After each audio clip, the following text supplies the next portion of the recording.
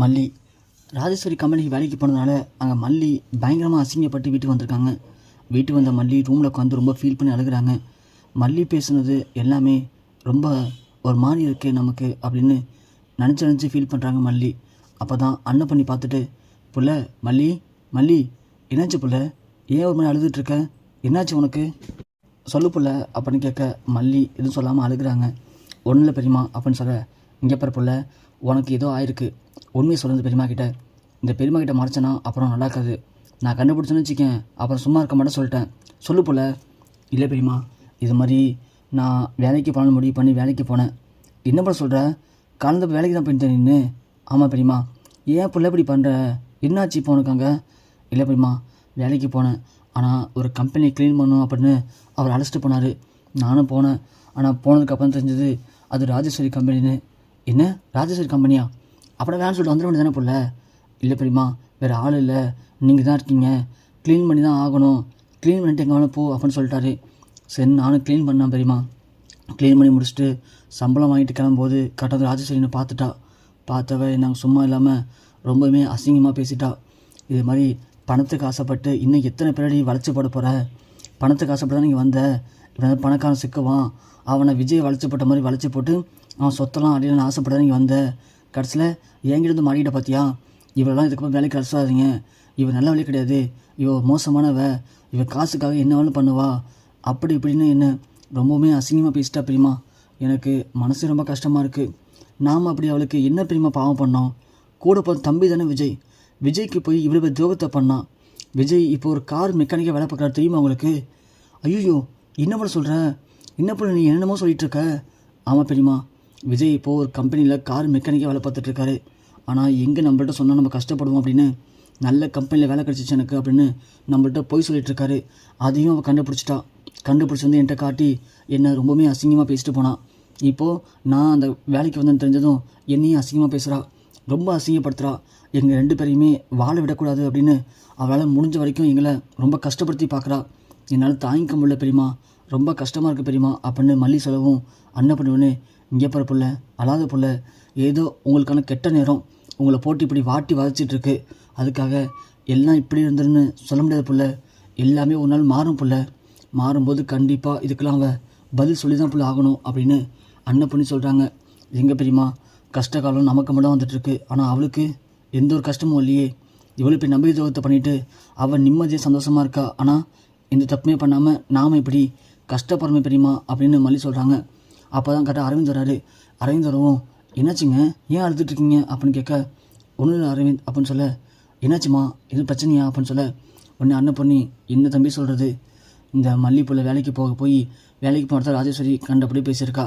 அது மட்டும் இல்லை, விஜய் தம்பி இப்போது ஒரு கார் மெக்கானிக்காக வேலை பார்க்குறாருமே அப்படின்னு சொல்ல, ஐயோ உங்களுக்கு தெரிஞ்சு போச்சா அப்படின்னு கேட்கவும், அண்ணன் பண்ணி, என்ன தம்பி சொல்கிறீங்க, அப்போ உங்களுக்கு தெரியுமா, நான் தான் உங்களுக்கு சேர்த்து விட்டேன், நான் எவ்வளோ சொன்னேன் அவர் வேணான்னு சொல்லிட்டு, ஆனால் சார் கேட்க மாட்டேன்ட்டாங்க, எனக்கு வேறு வழி தெரியல, என்கிட்ட சத்தியம் வாங்கிட்டாங்க, இந்த உண்மையை அப்படி சொல்லக்கூடாது அப்படின்னு, என்னாலையும் வேறு வழி இல்லாமல் சொல்ல முடியாமல் போயிடுச்சுமா அப்படின்னு சொல்ல, சரி தம்பி, எப்படியாப்பட்ட மனுஷன் தெரியுமா தம்பி அவர், என்னம்மா எனக்கு தெரியாதா, நானே அவர்கிட்ட டிரைவர் வேலை பார்த்துருக்கேன், ஆனால் என்றைக்குமே என்ன அவரோட டிரைவரை நினச்சதே இல்லை, அப்படியாப்பட்ட ஆள் இன்றைக்கி கார் மெக்கானிக்காக வேலை பார்க்குறேன் நினைக்கும் போது எனக்கும் கஷ்டமாக தான் இருக்குது அப்படின்னு அரவிந்த் ஃபீல் பண்ணுறாரு.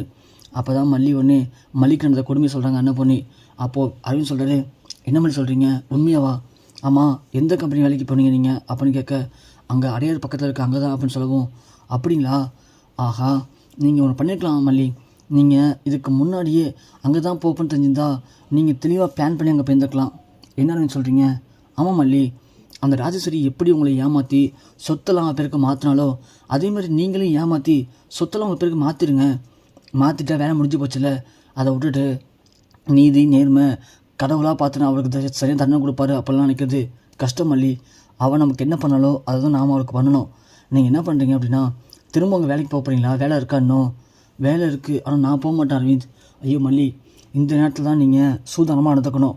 எப்போதுமே ஒன்று சொல்லுவாங்கள்ல, நல்லவனாக இருக்கிறத விட வல்லவனாக தான் இருக்கணுமே தவிர, அப்போ தான் பிழைக்க முடியும். நீங்கள் திரும்ப அந்த கம்பெனிக்கு வேலைக்கு போங்க. என்னென்னு சொல்கிறீங்க? ஆமாம் மல்லி, நீங்கள் திரும்பவும் அந்த கம்பெனிக்கு வேலைக்கு போகணும். போகிற மாதிரி இருந்தால் நான் ஒரு ஐடியா சொல்கிறேன்.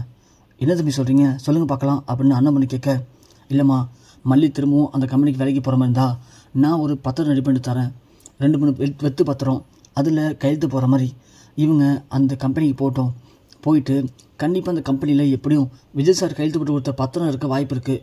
அவங்க இன்னும் அந்த பத்திரத்தை ரெஜிஸ்டர் பண்ணவே இல்லை. நானும் ரெஜிஸ்டர் ஆஃபீஸில் விசாரிச்சிட்டேன். ஒருவேளை அந்த பத்திரம் மல்லி கையில் கிடச்சிதுன்னா நமக்கு லக்கு தான். இல்லையா எப்படியும் மல்லி அங்கே தான் வேலை பார்க்க போகிறாங்க. ஸோ வேலை பார்க்கும்போது அந்த ராஜேஸ்வரி ஏதாவது ஒரு அக்ரிமெண்ட் சைன் பண்ணுவாள். அந்த மாதிரி நேரத்தில் இந்த பத்திரத்தை ராஜுக்கு தெரியாமல் வச்சு கையெழுத்து வாங்கிட்டாங்க அப்படின்னா நாம் ஈஸியாக ராஜு பேருக்கு எல்லாத்தையும் விஜய் சார் பேருக்கு மாற்றிடலாம். 2 வழி இருக்குது அப்படின்னு சொல்ல அண்ணன் பொண்ணியும் ஆமாம் புள்ள போனேன் அழகா நீ இதை பண்ணியிருக்கலாமே அப்படின்னு சொல்ல இல்லை பெரியம்மா எனக்கு அவளோட கம்பெனி தெரிஞ்சதுக்கப்புறமா அங்கே வேலை பார்க்கவே பிடிக்கல. நானே எப்படியாவது இங்கேருந்து தப்பிச்சா போதும் அவள் கல்லில் மாட்டாமல் இருந்தால் போதும் அப்படின்னு கவனம் ஃபுல்லாக எனக்கு அங்கே தான் இருந்துச்சு தவிர வேறு இதை பற்றி நான் யோசிக்கவே இல்லை அப்படின்னு மலி சொல்கிறாங்க.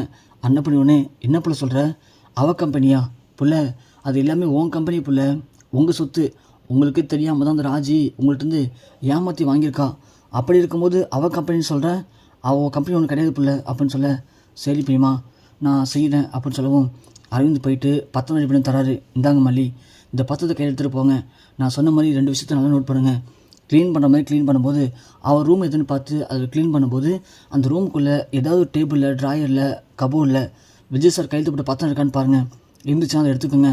இல்லை அப்படின்னா அவங்க டேபிளில் ஏதாவது ஒரு அக்ரிமெண்ட் சைன் பண்ண வச்சுருப்பாங்க. அதோடு சேர்த்து இந்த வெத்து பத்திரம் கையெழுத்து வச்சுருங்க. ஒருவேளை அவள் பார்த்துட்டா கூட உங்களும் சந்தேகப்பட மாட்டா. ஏன்னா அந்த அக்ரிமெண்ட்டுக்குள்ளே வெத்து பத்திரம் இருந்துச்சு சொல்லி விட்டுருவாங்க. இல்லை அதையும் பார்க்கணும் கையெழுத்து போட்டாங்க அப்படின்னா நமக்கு லக்கு தான் அப்படின்னு அரவிந்த் சொல்கிறாரு. மல்லி திரும்ப அந்த கம்பெனி வேலைக்கு போகிறாங்க. வேலைக்கு போவோம் அந்தாள் ஏமா நேற்றையே உன்னை அசிங்கப்படுத்தான்னு சொல்லி வரமாட்டேன்னு சொன்னேன். இப்போதுக்குமா வர என்ன பண்ணுறது குடும்ப சூழ்நிலை கஷ்டமாக இருக்குது. அவங்க என்னை அசிங்கப்படுத்தாலும் பரவாயில்லண்ணே எனக்கு காசு வேணும் நான் வந்தான் அவன் அப்படின்னு மல்லி வேலைக்கு போகிறாங்க. வேலைக்கு போயிட்டு அங்கே வேலை செஞ்சுட்டு இருக்கிறது ராஜி பார்க்குறாங்க. என்ன நினச்சிதா நேற்று இவ்வளோ அசிங்கப்படுத்தணும் ஆனால் இவன் கொஞ்சம் கூட அசரவே இல்லையே திரும்பவும் இங்கே வந்திருக்கா வேலைக்கு அப்படின்னு சொல்ல அதான் தெரியல ஆச்சுமா சரிவா அவள் வழி பண்ணலாம் அப்படின்னு சொல்ல அப்போ தான் குணசேகரன் வராரு. குணசேகரன் வரவும் இரு ரஞ்சி குணசேகரன் வராரு பேசிட்டு போகலாம் அப்படின்னு சொல்லி பேசிகிட்டு இருக்காங்க. அந்த கேப்பில் 3 பேர் வெளியே போய் பேசும்போது மல்லி டக்குன்னு ராஜ் ரூமில் பூந்துடுறாங்க. ரூமில் பூந்து தேடும்போது அங்கே அரவிந்த் சொன்ன மாதிரி அந்த டேபிளில் இருந்த ஒரு ஃபைலில் விஜய் கையெழுத்து போட்ட முக்கியமான அந்த டாக்குமெண்ட் இருக்குது. அதை பார்த்து மல்லிக்கு சந்தோஷம் தாங்கலை. அதை எடுத்துக்கிட்டு வெளியே வந்துடுறாங்க. வெளியே வருவோம் அப்போ தான் ராஜி உள்ளே போகிறாங்க. உள்ளே போய் அந்த பத்திரத்தை எடுத்து குணசேகரன் கொடுக்கலான்னு ட்ரை பண்ணும்போது பத்திரத்தை காணும் தேடுறாங்க கிடைக்கவே இல்லை. ராஜிக்கு என்ன பண்ண தெரில. மல்லி பார்க்குறாங்க ஆஹா இந்த பத்திரம் தேடிட்டு இருக்கா திருடட்டும் அவள் இன்றைக்கி இருக்கிற கச்சேரி அப்படின்னு மல்லி க்ளீன் பண்ண மாதிரி நிற்கிறாங்க. இங்கே ராஜி பத்திரம் தேடிட்டு கிடைக்கல அப்படின்னும் மல்லி இங்கே வாடி இங்கே ரூம்குள்ளே வந்து நின்று அப்படின்னு கேட்க ஆமாம் வந்தேன் இந்த ட்ராவலர் முக்கியமான பத்திரம் வச்சுருந்தேன் அதை எடுத்தேன் நின்று அப்படின்னு கேட்குறாங்க. ஆமாம் எடுத்தேன்.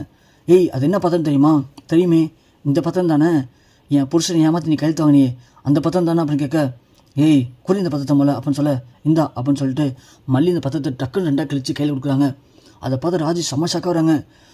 எதுக்கு போய் கிழிச்சா அப்படின்னு கேட்க எதுக்கு கிழிச்சனா இன்னும் கொஞ்ச நேரத்தில் போலீஸ் வரும் அப்புறம் என் புருஷன் வருவார் வந்து ஒன்று ஒட்டு மொத்தமாக கிழிக்க போகிறாங்க. ஏண்டி என் புருஷனுக்கே தெரியாமல் என் புருஷனை ஏமாற்றி இந்த சொத்து எல்லாத்தையும் அவர் பேர்லேருந்து எழுதி வாங்கிக்கிட்டு என்னமோ நீ சொன்னமாக சம்பாதிச்சது மாதிரி அவ்வளோ ஒரு நாட்டமாக பண்ணுறேன். இங்கே பாரு ராஜேஸ்வரி உனக்கு அவ்வளோதான் மரியாதை சொல்லிட்டேன். இந்த பத்திரத்தை கிழிச்சு போட்டாச்சு. இதுக்கு அப்புறம் இந்த சொத்துக்கும் உனக்கும் எந்த ஒரு சம்மந்தமும் இல்லை.